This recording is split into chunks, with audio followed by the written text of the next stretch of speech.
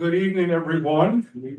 Happy Black History Month. Let's give a round of applause for Aurora for celebrating culture and Black excellence here.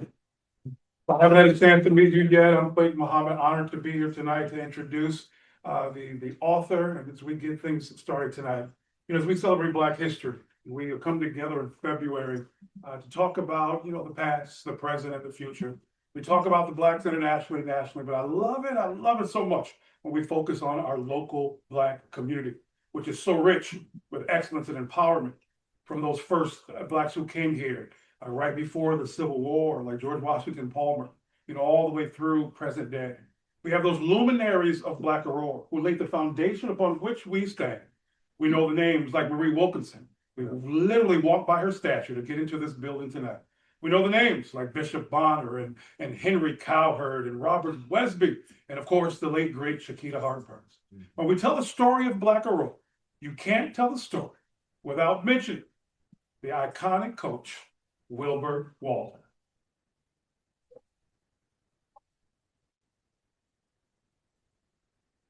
And to tell that story of Black Aurora, we've had so many authors like Dennis Cook in his book From Slavery to Glory, Blacks from 1850 to 1920. I know Sherman's going to do the second half from 1920 to the present day.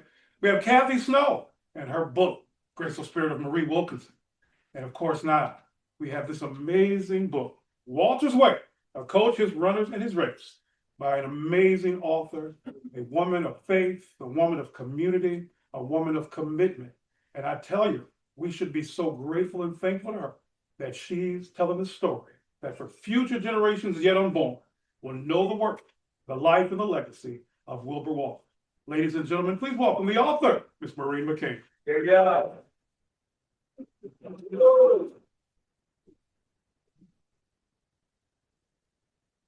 Thank you. I mean, now to follow that. It's not about winning. That's a quote from Coach Walters, founder of Aurora Sundowners Track Club. Sundowners became the team to beat at National Junior Olympics in the 70s, 80s, and 90s. And just last month, a Sundowner, Jacoy Ruff, broke the national 60-meter record for 11-year-olds. Still, when talking about his leadership, Coach has told me multiple times, it's not about winning. What is it about, I wondered? How did he do it? And how did he turn ordinary kids, mostly Black, many from low-income neighborhoods, into superachiever adults? In order to answer that question, I began writing the book. The short answer, it's about pursuing the best. Not perfection, excellence. Focus on your own times, he told the kids. If you ran faster than your personal best today, how did you make that happen? If you ran slower, what do you need to change next time? The long answer to the question, what is Walter's Way, is this book. It tells in his voice the early stories that shaped him. As a boy, swimming in gator-infested bayous. As a teen, the discipline of Aunt Martha and the Tulane Baptist Church in New Orleans. I'm going to do that. High school in Gilbert Academy. You've got to check out Gilbert Academy. It's modeled on W.E.B. Du Bois's philosophy for training the talented 10th. Then 4 years in the U.S. Air Force, a couple of good stories in there. College at Southern University in Baton Rouge, all that. Southern grad. All that before joining the Great Migration North. Starting in 1957, the Walters story intersects with Aurora's story and her desire to be a quiet city, free of the burdens of racism. It was Illinois Youth Center St. Charles that brought Walters here. The state wanted to improve its system of dealing with incarcerated youth, so it began a physical education program and advertised the new positions at Southern University. He was perfect for the job. Along with his buddy, St. Clair Davis, he was hired and drove north. So now I'm going to read a bit from the book about that journey. Together, they drove Wilbert's Pontiac 16 hours north on Route 55, imagining how life was about to change. St. Clair, who was never seen without a smile, made jokes as they crossed Mississippi the long way, passing through ripening fields broad as the horizon. They stopped in Memphis, then hurried back on the road. The landscape was changing, their excitement building. They dreamed aloud, shaping a picture of the future, with new cars, a little vacation. Both were married men, Wilbert already a father.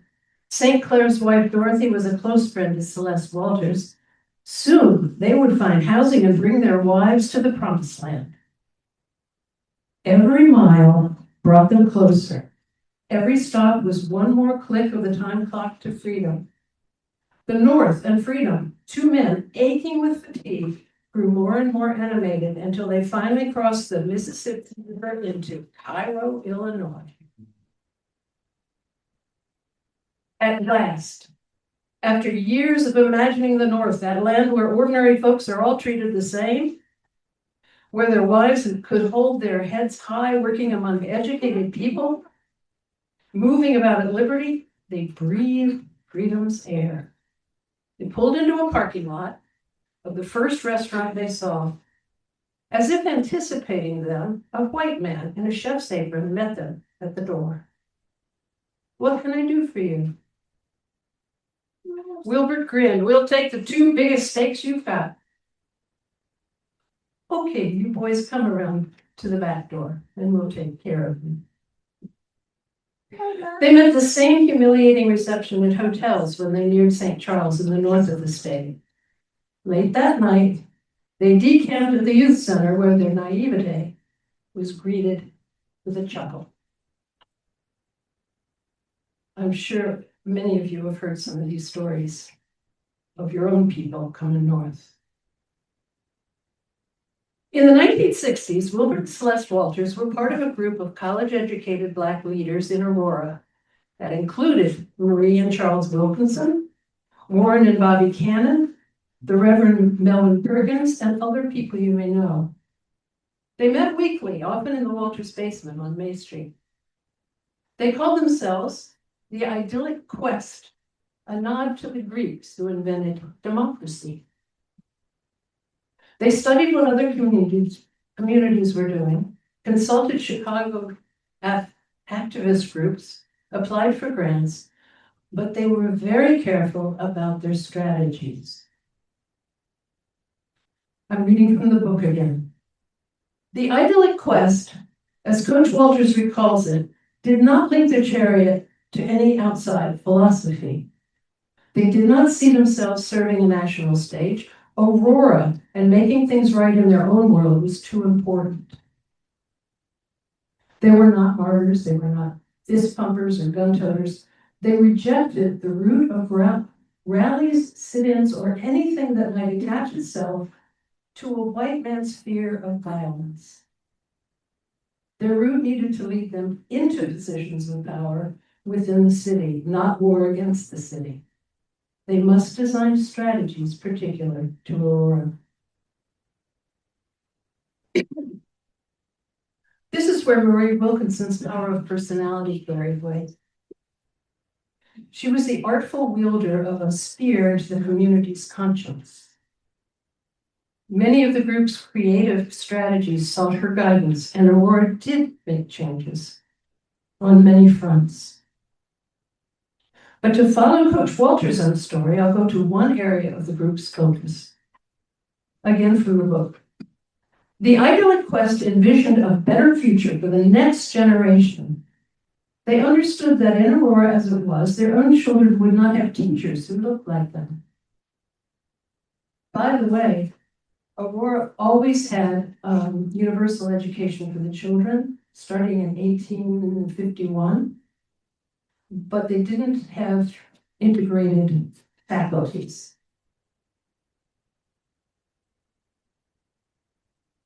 So where was I? Their children would not have teachers who looked like them. They would grow up knowing they would not be welcome to join labor unions, to sit on boards, to make laws, or otherwise take part in their community's decision-making forums. Their children would grow up to be second-class citizens in a thriving city. All this would be so unless there was change. With no room for small dreams, the group set out to effect a state of equity and peace in the Aurora community. Celeste and Wilbert were ready to teach the next generation that they abounded with potential, and with education, self-respect, and pride in their Black heritage, they could develop that potential. Wilbert's vehicle, the Sundowners Track Club. I'm gonna read you a relay told by the 4 girls who ran it. Crack goes the gun, and the runners exploded to speed. A cheetah reaches top speed in seconds. 12-year-old Donna Ramsey, skinny-legged and hungry, is a cheetah. She glides round the curve, her arms pulling the air, her long stride reaching. Already she's passing runners in the other lanes. Down the straightaway, into the next curve, she's cheetah sleek. A final burst down the straight and into the passing zone. The golden baton reaches ahead, parallel to the track. The year is 1979. The Sundowners have caravanned to Dayton, Ohio, for the Junior National Olympics at the University of Dayton. Coach's 4 fastest girls are running the 4x4 40-yard race. Relay. That's 400 meters nowadays. In the bleachers, the rest of the team poke one another and make jokes. Their excitement vibrates, making their sky blue uniforms blink in the beam of arena lights. It's the night of a long competitive day. Already the team has scored wins. Now the girls' 11 to 12-year-old relay team needs to take their score over the top. They're good, but still, competition at Junior Olympics is stiff. Nika, the Sundowners stands are chanting as Demetria Ramsey starts her lap, extending her left arm back without looking. It is in the exact position to receive Donna's baton. Precision and speed. They have calculated where in the passing zone to make the exchange. They connect near the end of the zone, taking a slight advantage of Donna's extra speed. Relays are won or lost on passing the baton. Crucial seconds count. Properly choreographed, this moment is ballet. The baton guide glides from one hand to the next at cheetah speed, both girls looking forward as their bodies part the wind. Hundreds of repeats back in Aurora created this moment. A 5-year-old might run like a bullet, but she does not yet grasp when to stop. Once she learns where the finish line is, she's ready to learn, bit by bit, the mysteries of her body. When these Dayton relay girls started with Sundowners 2 years before, they were already running in Park District meets. They were fast by nature. Then, under Coach Walters, they began learning excellence. He broke the sport down to its smallest details and worked repetitions until a girl's body could perform each skill on its own without wasting thought. Once a skill was automatic, her energy was free to take her further and faster than it would if she had to think about elbows or knees. That dedication was paying off in Dayton. Nika started her leg of the race in front of the pack. She streaked around the curves of blue lightning and threaded the baton into the moving target of Deanna Ruffin's right hand to launch leg 3. Deanna faced a handicap. She was just 5'3". The runner in the next lane, 6 inches taller with a stride that much longer. Here is Deanna's own description of her leg of the race. She passes me up before we even get into the first curve. Mr. Walters and Mr. St. Clair are in my ear. Mr. Walters is saying, stay right there, stay on her feet, make her tired, make her run your race. I didn't lose my concentration. Coming out of the curve of the last 200 yards, I hear his hand clap. Now, I go around her in the other lane. I sprint like nobody's business. I think, pull, I'm pulling the air with my hands. She can't catch me. I take that baton, hand it off to LaShawn Phillips, and she takes it all the way in. We win. According to Deanna's memory, that race broke a 4x440 record for their age group in the Junior Olympics at 4 minutes, 10 seconds. Mm-hmm. But Coach Walters' story is more than Sundowners. He was living two lives in those years. While he was honored by the AAU, that's the Amateur Athletic Union that does the Olympics, he was revered by the Sundowner families. In spite of that, he was systematically overlooked in his work in two different school districts. These stories, too, are important to understanding both the man and his time in the history of Aurora. I invite you to read for yourself the 3 years he coached girls track at East High. It was a high point for the team. They not only went to conference for the first time, but took conference title in the third year. So why was he not offered a continuing contract? The book tries to capture both the Black and the white cultures to answer that question. After East High, Coach spent 15 years at West Chicago Community High School, where he was sometimes appreciated in small ways, but generally disregarded in others. When trouble came to a head there, Coach negotiated a different outcome from the one at East High. So you got to read that. All in all, coaches told me it was a fun life. I was ahead of myself, he says in a different way, when telling the stories where he confronted people head on about their racist ways. By looking through one Black man's eyes and the eyes of his athletes, this book holds up a mirror to the city of Aurora. 20th century history in America was bombastic and change-making. Coach Walters' story illustrates his persistence through those years, his burdens, minefields, glories, and defeats. Coach Walters, in my book, is a model for anyone preparing the next generation to thrive in a world that misreads them. His biography is a piece of overlooked Aurora history.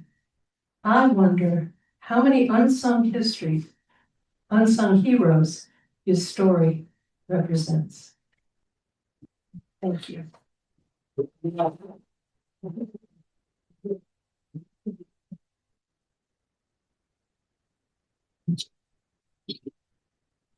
Coach would like to say something.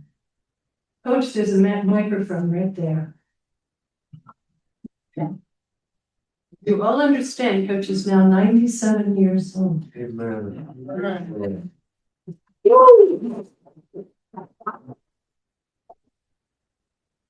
I'm hoping that I can get to 100. Come on.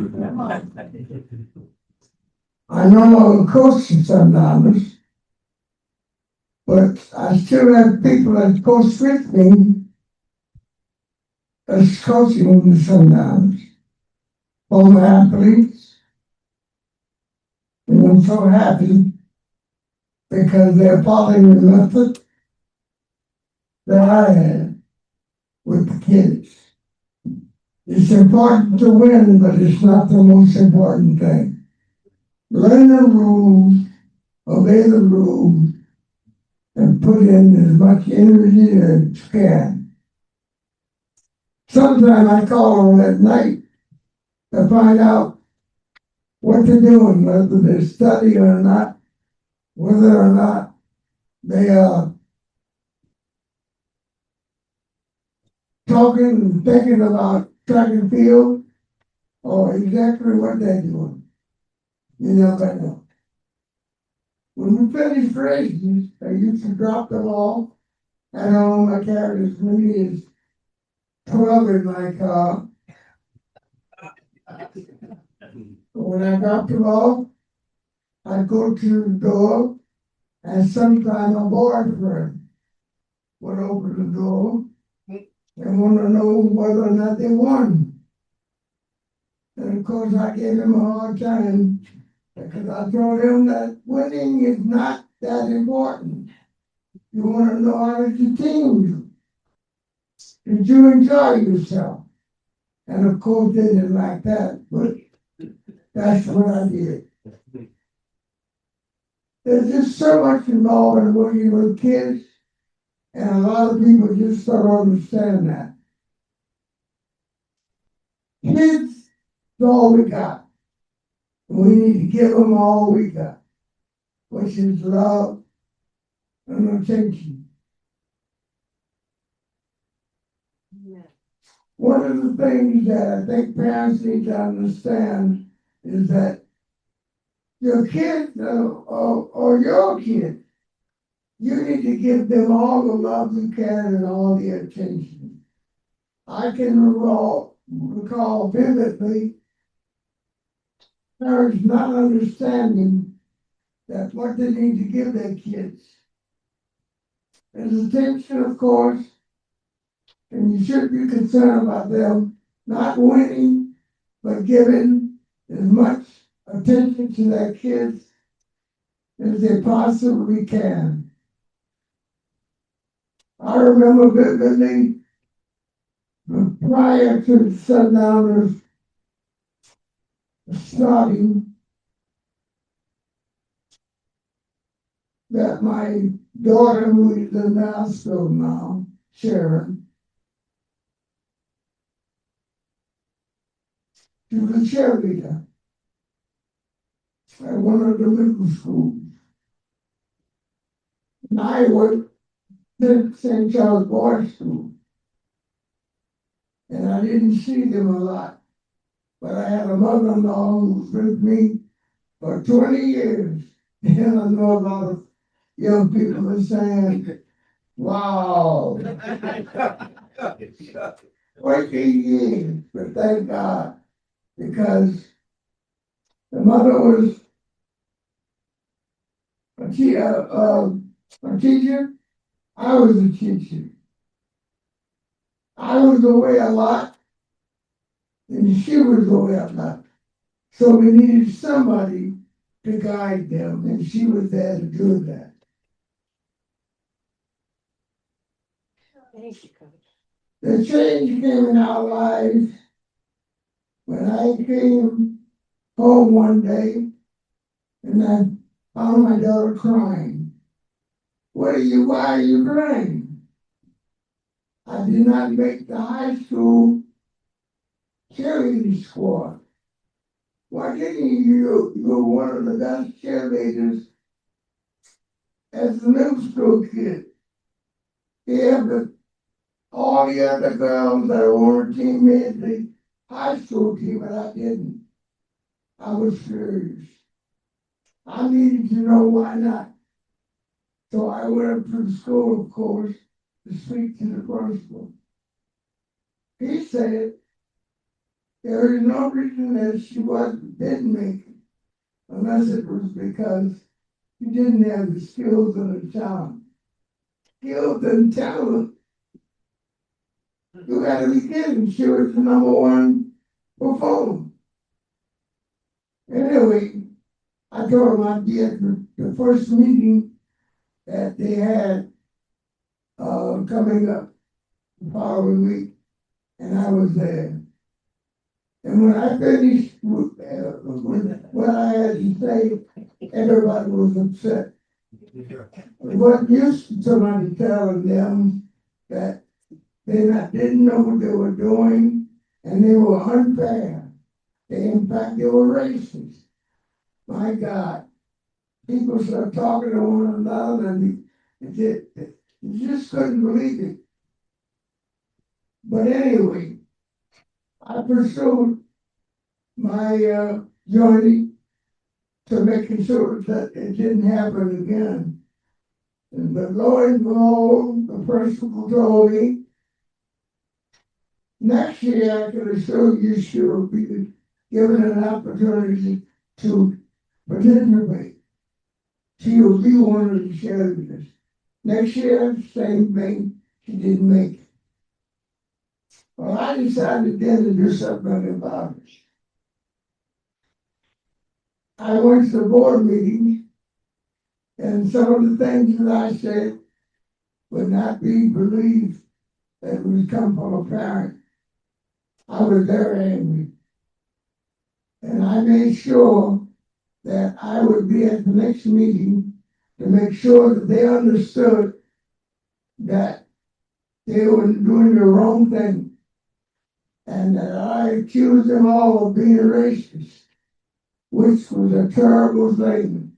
No black man in this community would dare come to a meeting of any kind dealing with teachers and accusing anybody of being racist. But anyway, after that, I decided that I needed to do something myself. And I became a member of the Identity Quest, which is the club that had formed and was fighting for open housing in the community and to change things. Well, I joined that club and they helped me support the community and helped me fight a battle, which was a hard battle. But sooner or later, things began to change, but no cheerleading. Even though supposedly they had a meeting to make a difference, but they didn't understand who voted. They voted, and their votes were all for somebody else. I then decided to organize a club to help young black kids in the community, and it was called the Aurora Sundowners. And also there was a club in the community that was a drama group that I joined that group, and because of my background, there was at the time, he's dead now, a writer named Douglas Turner Ward. I don't know how many of you have heard of him, but he was an author, he was a writer, he was a producer. In fact, he had some of the renowned actors in his school, in his class, and he produced some of the most dynamic theaters in the country. And he was your personal friend, right? He was a personal friend. We used to hang out together. And I had no understanding whatsoever what he was doing. I didn't know he was a socialist. He was a socialist. And he didn't tell us because we were just too dumb. We meaning his friends. We would argue with him, talk with him about what was going on, but we really didn't understand. He went to the University of Wilberforce. He later left and went to one of the schools in New York. And he later became very famous. He ended up going to Europe, traveling all over Europe, ended up in Russia. We were embarrassed as we grew older and to know that we had no idea who he was. He was a brilliant man.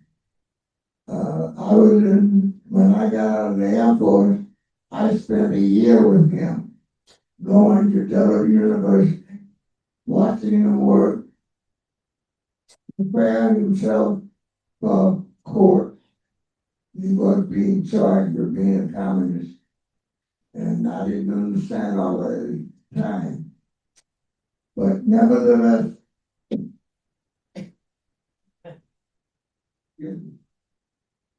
nevertheless, I was very happy to have him as a friend.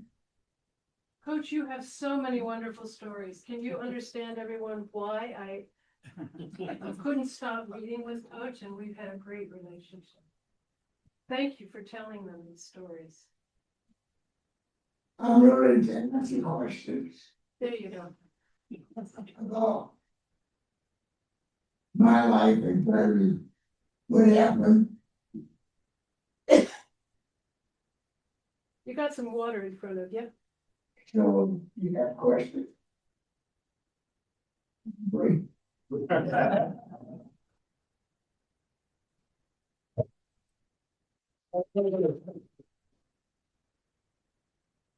Hey, Coach, many of us already know the answer to this, but could you tell us why you felt it was so important on all of those long drives to track meets that that you would fill every moment there and back with not only stories but questions such as what was the last book you read, or what do you know about Black history? Could you share why that was so important to you, Coach?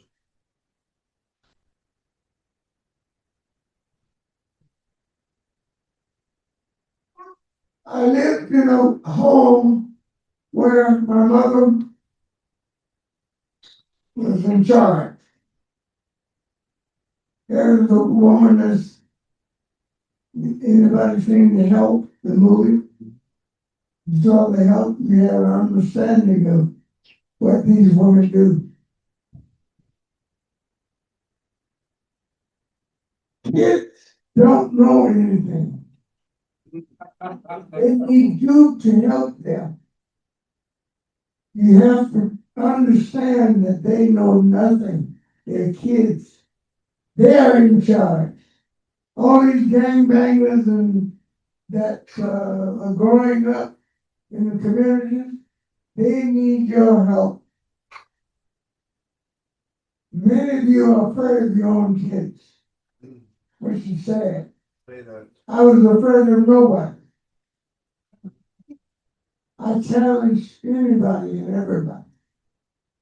When you came out to work or to run with the Sundowners, you had to get by me. For sure, I would not tolerate anybody telling me. In fact, I got rid of boys. For 5 years, I got rid of no boys. Simply because one boy told me that I didn't know what I was doing. If I did, I'd be in the public school system. I wouldn't be working in the boys' school. Well, of course, I told him that I don't want to see you anymore. I got rid of him. In fact, I got rid of all boys until one of the boys who just spoke from Bandera until he came back. And he wanted to have boys. He wanted to work with me. I said, well, fine. But you have them understand that I'm in charge. They listen to what I say and what I do. That was one of the hardest jobs I ever had, Coach. Yeah, I'm sure it was. But I enjoyed it. Those were 5 great years without the boys.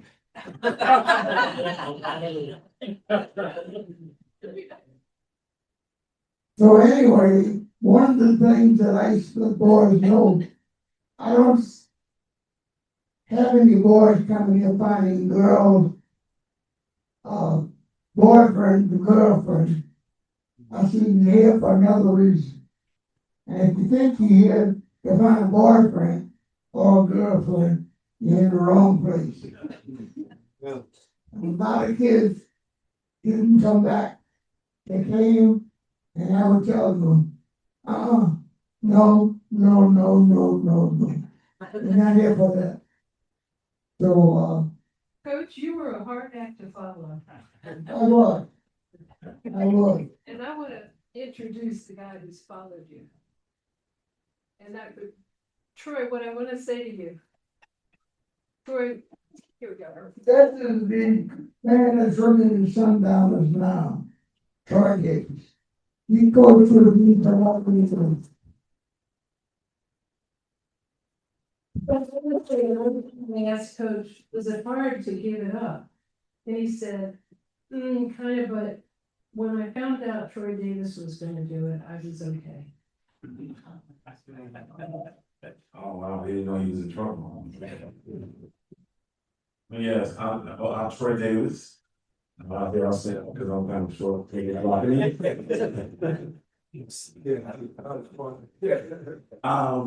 And I am one of those boys that were lucky enough to come back and be a part of the Sundowners when Coach Van Leer came back. So I was part of that group, part of that tree, and fortunate enough now to be one of those coaches, one of those athletes that had the time to give up to them to now be able to coach the team.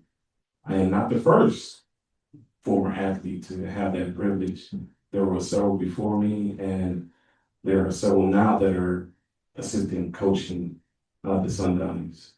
And one other particular person who's way in the back who snuck in here, Coach's granddaughter, Sharissa, who has also put in a lot of work with helping the team continue down that path to support the community and to keep kids striving to be better than what society has told them they are. Yeah, amen.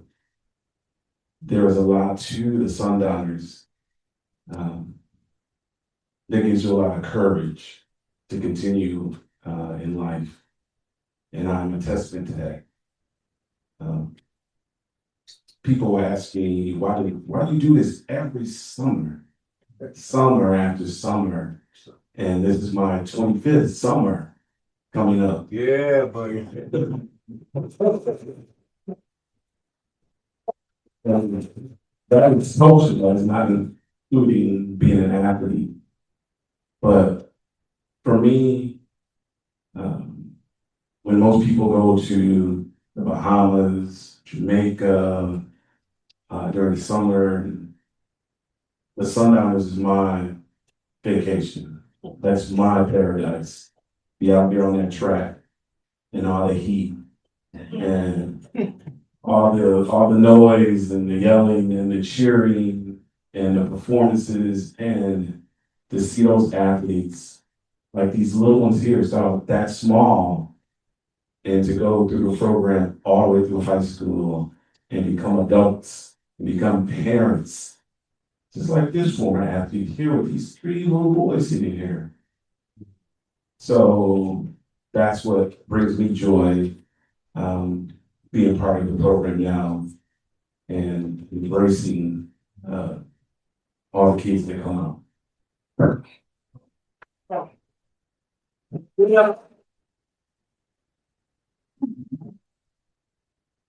me open it up now for questions for any of us. Or observations. There's some former Sundowners in the audience. No. Several of them. Yes. How many students have come from the Sundowners program? You all kept track of that? What's the big total number? Well, wow. You know? That I do not know. The dynamics of the team, the size of the team changes every year. When I first came out, we had as many as 90 kids or more out there at one time during the summer, with several coaches helping to coach at that time with that number of kids. We would split them up into age division, and each coach would take an age division because we had so many athletes. So, coach, you stand up. And coach, Yeah. Sundown.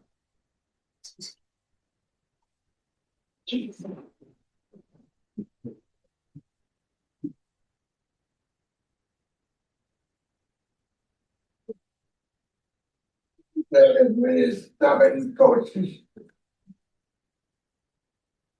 No problem. None. None whatsoever. That is amazing. The amazing part of all of this, with the number of kids, there are no issues. We don't have fights. We don't have kids being disruptive. It is a simple fact. You either come and listen or you go home. It is as simple as that. If you want to get better and push yourself to be a better person along with being a better athlete, the rule is simple. Come and listen, work harder, or you can go home. No kids they'll come out there and sign a contract with us. They don't have to stay, but most do. And by the end of the summer, they're all happy that they did. Coach Davis, can you share with us part of, I know, I'm not gonna let you sit down, bro. Can you share with us part of what you say to the parents when the kids come that first day? Because I think it's unique in terms of your message to the parents and how much of a partnership that you offer them. Well, for me, when I speak to the coaches and the parents, first I let them know that we are there for them. Introduce all the coaches. I explain back to them that we are not a park district team. We are a competitive track club, and that we will drive your kids to be the best. Like Coach said, it is not about winning, but it is about being the best and pushing yourself to be the best. And we just don't say this to the kids, we let the parents know how tough we're going to be on them, because everyone thinks that track is a quiet sport, that you're at practice and they're wondering, why are you yelling at these kids? Well, I'm yelling because I'm at the start of the 200 and they're all the way over there at the finish line, and I'm not going to go all the way over there to yell at them. We just yell at them from the 200. So practice does get kind of rowdy and loud, and we let the kids and their parents know that we push every kid. So we try not to hide anything from anyone. We are upfront with all the kids and the parents. And it becomes a wonderful summer after that, and we move forward.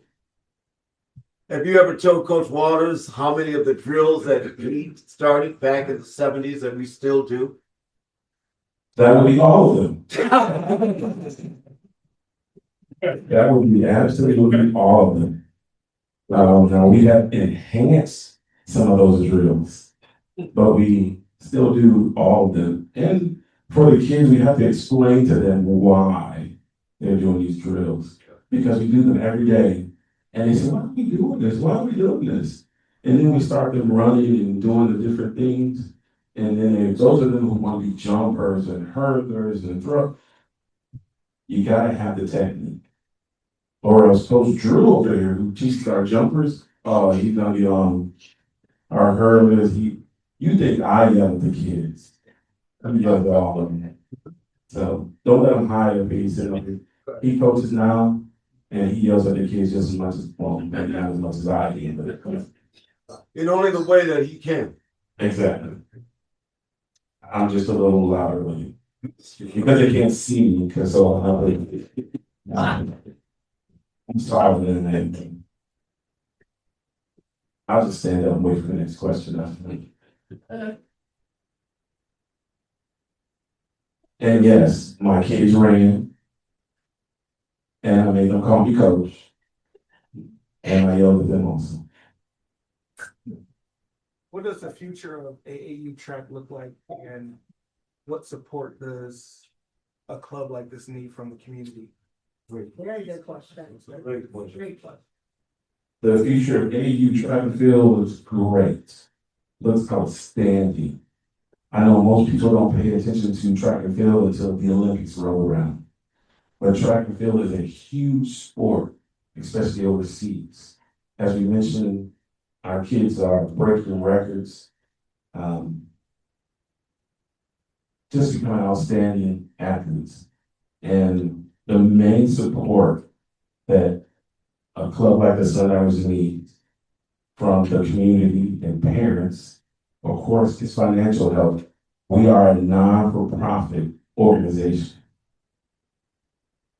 We are a non-for-profit organization. And how much are the coaches paid? Zero. Make that a negative number. Less than zero. Yes, because I have to fill up my own gas tank. I buy my own foods. So the support is greatly needed.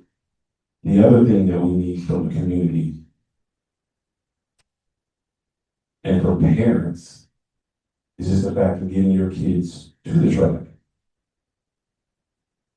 Bring them out to practice. If you need a ride, if you have a kid who needs a ride, let me know. I will pick them up. Any of the coaches will pick them up. Because that's one of our biggest problems. I run into kids all the time and I talk to them about the program, but they can't get to practice. They have no way of getting in. I will pick them up. As long as they're at home. Now, Coach Walters would go to like 5 different spots looking for them. I'm only going to their house. Because I'm on a schedule. I gotta get to practice. I gotta be there on time. Because I have the key and Sarissa's gonna be late. So I gotta be there on time. So I will pick your child up. Have no problem doing it. As long as they're at home. Or they're in one spot. Coach, how long have we been at West High as our home field? Wow. Let's see. When I started coaching, we were at West. So they were at West before I got there.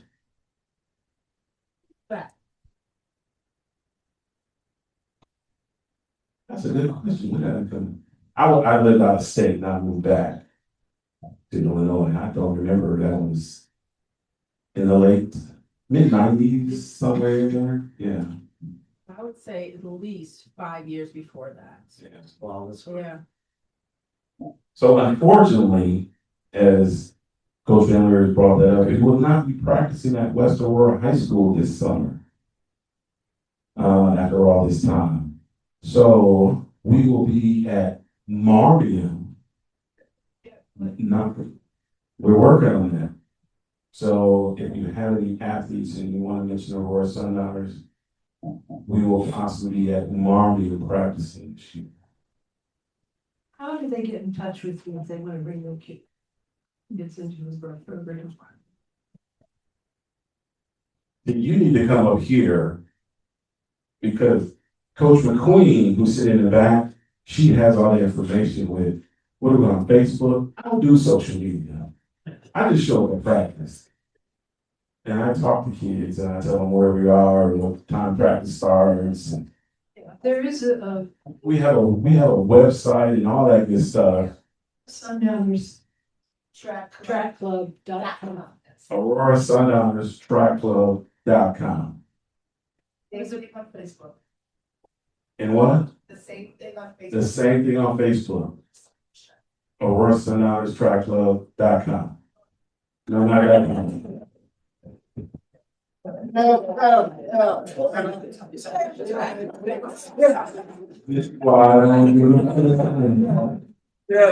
Yeah.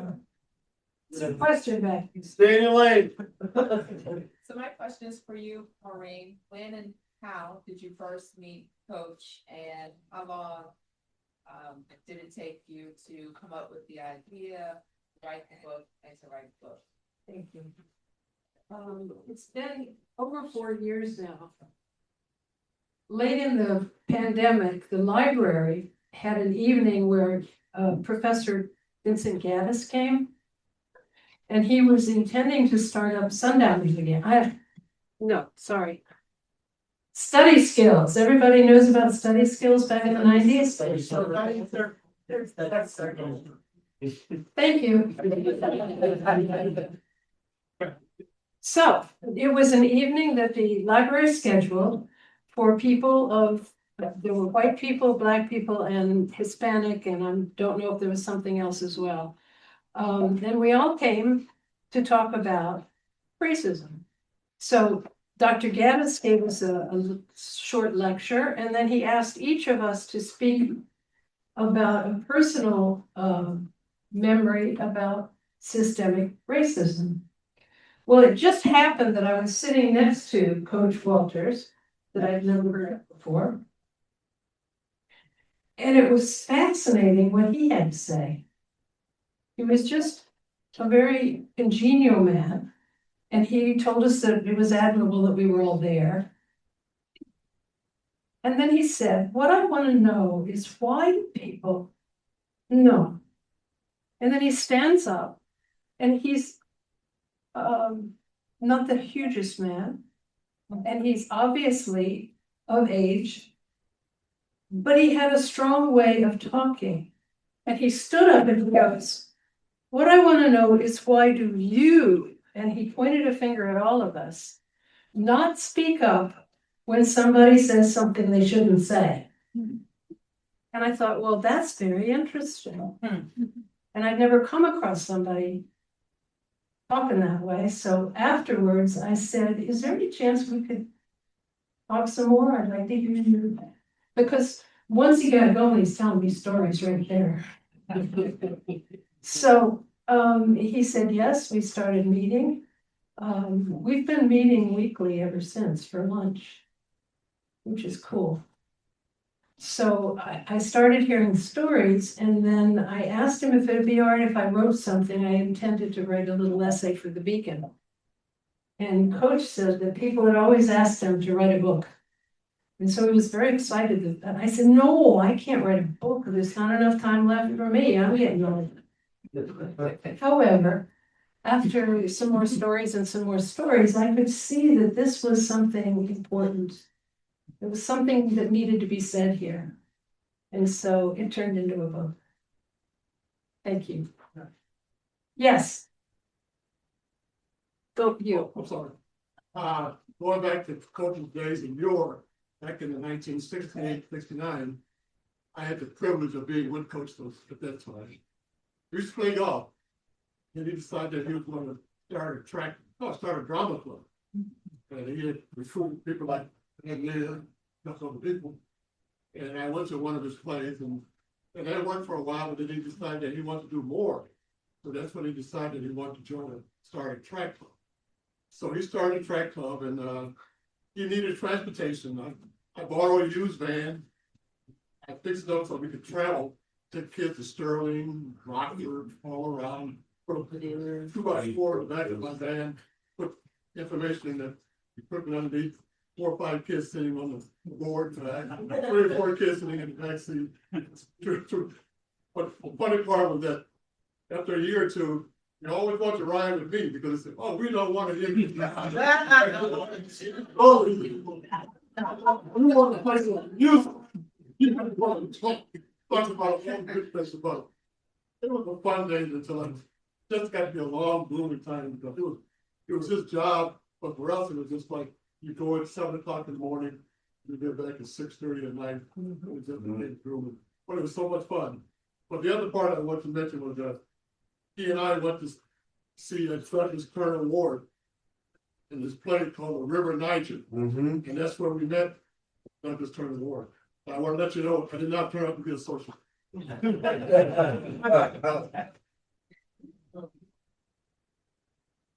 This man, I think. Just curious, why are they moving from West Aurora? Yes, good question. What happened? What tree do we need to show? Well, the reason that we were given was that West Aurora is, how do you put this? Developing a new kind of feeder program for their track team.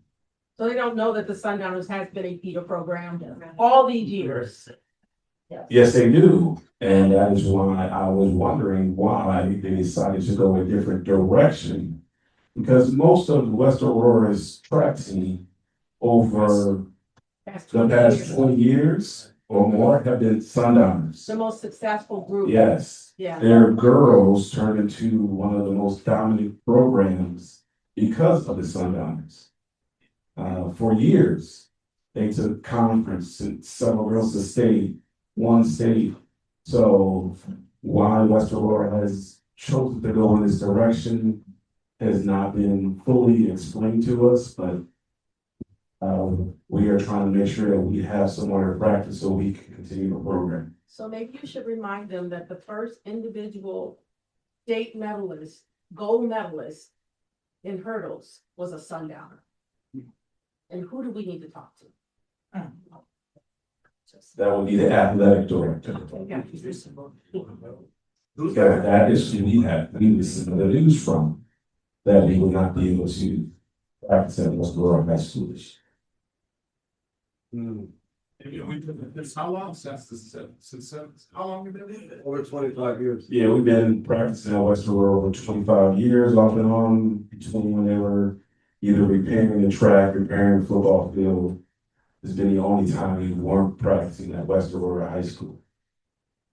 And between 2010 and 2015, there were at least 6 D1 girls scholarships that came from West Aurora, all Sundowners. Yes, they were on Sunday. Yeah. One more question in the back. In all due respect to the role of the athletic director, it's a very important job and et cetera, et cetera, et cetera, et cetera. However, they should not be the end of the journey. There's levels above the athletic director who have to be involved or at least have some knowledge of decisions that are being made at the athletic director's level.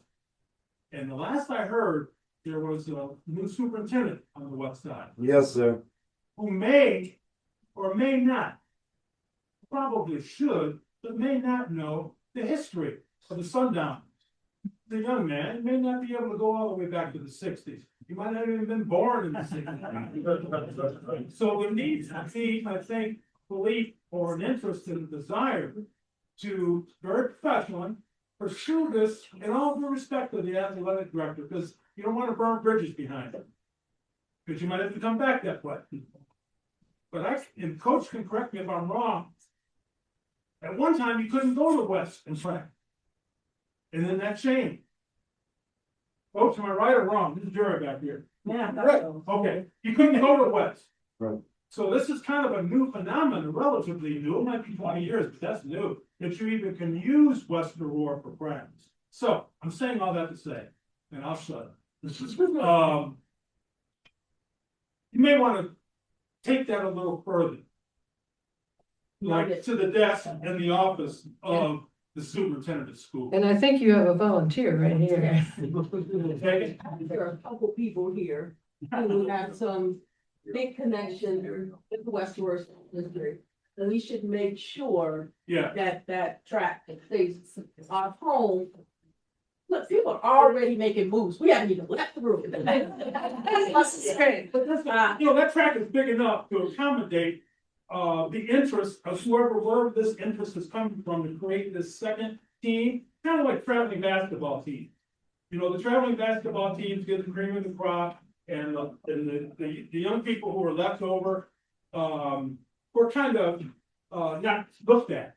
Well, now they're starting to look at them too. So they have the traveling teams out there, the more highly proficient kids, and then they have the kids who are out there just want to have some fun. So the parents and the families can come out and watch their kids too. There's enough track out there, space out there. There's enough fields out there that they can accommodate both entities. The private entity that's competing at a higher level and the local entity that just wants to have fun. Mr. Butler, and you know, I just said to remove it, that I tried very hard to contain myself. This is the first that I heard of this, and we're absolutely right. in that, yes, we can go beyond the athletic director's head as we should. I do know that the superintendent is a personal friend. We attend the same church. We're part of the same men's ministry. Believe me, I will be in contact with him tomorrow morning. But we should know this, that, and Coach Davis will back this up, as so will Coach Drew, that over the last 2 summers, there has been tension with some of the other athletic programs and the Sundowners. Not tension that was created on our end, but tension that came from other coaches of other sports. That does exist. But to Coach Davis and Coach McQueen's credit, they have navigated and massaged that tension and assuaged the egos that were bruised. But as we all know, we've been in Aurora a long time, most of us. If we as a group of concerned Sundowners, citizens, supporters, show up at a board meeting and express our concerns and share some of the history that we know to be true. It's like we say when we're talking about trying to share the testimony with somebody. Somebody can deny what you believe. They cannot deny what you've lived. They can't deny that. They can't deny the contribution that the Sundowners have made to this community, and the contribution that our athletes have made to the reputation of West Aurora, East Aurora too, but not West Aurora High School. The name on the record boards at Jefferson and at Washington and at Hurgate that are Sundowners. This is something that, unless it cannot be changed, this is something, guys, that we just cannot let it stand. Can I add to you? Yes. Yes, those contributions are on the record boards, but they are also in the classroom. Yes. I am in the classroom because of him. Yes. Because of him. At the 3 tries at college, and not the parental support that I needed at home, not because my parents didn't love me, but because they didn't know what they didn't know. He was the intersection that I came into that eventually put me in the classroom teaching on the tracks, on the courts, coaching. So we cannot let this happen unquestioned. And Miss Vermona is a dynamite. When I say that former Sundowners are super achievers, you have 3 businesses now or 2? 2, okay. Just 2. In addition to Teaching. the classroom and coaching. But it doesn't even match all of the sacrifices that he's made. Understood. Yes.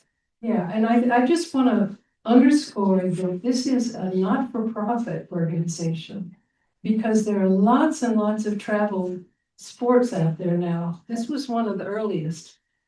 And he's never taken a dime because he was able to serve people that couldn't afford it. And there's an awful lot out there right now where it costs you a lot to pay the coaches and pay the traveling and all those other things. So that's another star in his cap. Amen. I think we need to find a way to wind up. If somebody wants to call a meeting or something and continue the conversation, that'd be great. But do look up either Facebook, Aurora Sundowners Track Club, or the website.